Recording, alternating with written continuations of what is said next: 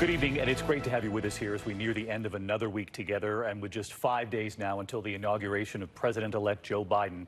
Tonight, the nation's capital is a fortress. The FBI concerned about any plans for a potential second act from rioters who stormed the Capitol. Tonight, the FBI now warning of the potential for improvised explosive devices, IEDs, and about threats to lawmakers and political leaders.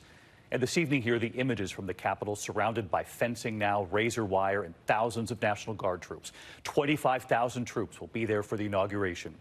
And it comes as we are learning just how close the rioters chanting "Hang Pence" came to the vice president as he was being whisked away during the siege. Reportedly just about 100 feet away. Rioters were led away from Pence by Officer Eugene Goodman. One of the first people who breached the Senate chamber, Jacob Chansley, he was in court today, and authorities on the ominous note prosecutors say Chansley left on the vice president's desk in that chamber. Also under arrest tonight, the man seen in this horrific scene, allegedly beating down an officer with an American flag on a pole, and we are hearing from some of the officers tonight who were under attack, including Officer Daniel Hodges, screaming for help as he was crushed in that doorway by the mob. Tonight, we're also learning about that phone call now between the Vice President Mike Pence and the Vice President-elect Kamala Harris.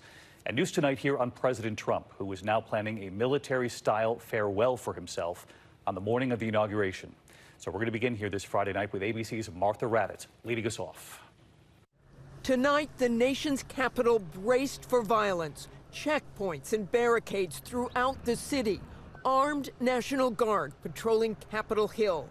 And with just 4 days before Joe Biden is sworn in, unprecedented shutdowns. As of this morning, the Secretary of the Interior has officially closed the areas in the National Mall. And an inaugural rehearsal planned by the Biden team for Sunday has been postponed, according to sources. Among the FBI's top concerns for Inauguration Day, the substantial threat of improvised explosive devices and the ongoing threat to members of Congress and political leaders. And tonight, we are learning just how close the rioters who stormed the Capitol last Wednesday got to Vice President Pence. The Washington Post reporting Pence was rushed from the Senate chamber 1 minute before this group reached the second floor, only led away by Officer Eugene Goodman, who acted as a decoy. That scene playing out while Pence, his wife and daughter were just 100 feet away.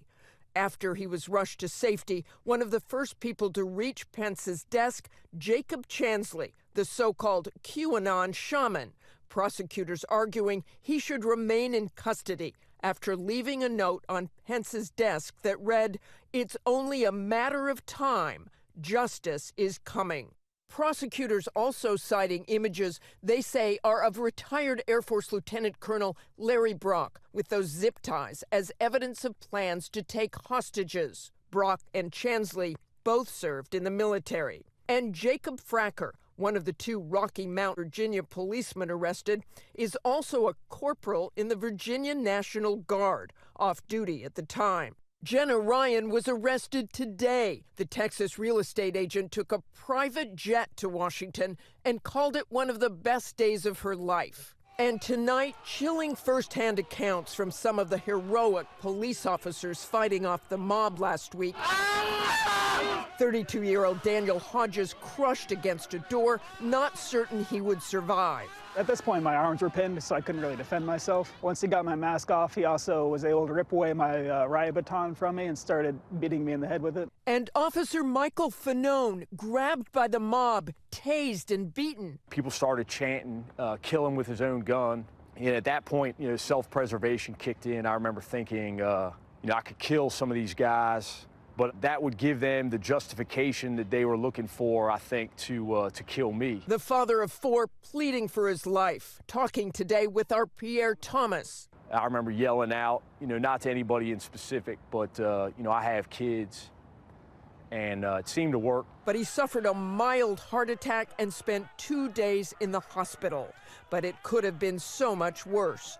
And tonight, that sobering sight in the district, those armed National Guard on the Hill, 25,000 expected by next week. Inside the security perimeter today, we spoke to members of the Guard preparing for the worst. I was here that day. There were veterans in the crowd. It weighing on my heart heavy to feel that brothers and sisters that served before me, that paved the way for us serving today, were taking part in such an act. Hopefully they can answer for their actions. So let's get to Martha Raddatz with us live tonight. And Martha, it was last night here we reported on the Vice President Mike Pence, that unscheduled stop up there at the Capitol to thank members of the National Guard like the members you spoke with today. And this evening we're now learning more about a phone call last night between the Vice President Mike Pence and the Vice President-elect Kamala Harris. He called to congratulate her. Exactly, David. Vice President Pence did call Kamala Harris to congratulate her and visit the National Guard in this fortress of a city.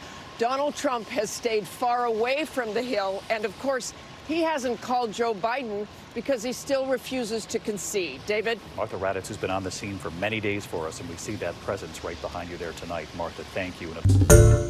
Hi, everyone. George Stephanopoulos here. Thanks for checking out the ABC News YouTube channel. If you'd like to get more videos, show highlights, and watch live event coverage, click on the right over here to subscribe to our channel. And don't forget to download the ABC News app for breaking news alerts. Thanks for watching.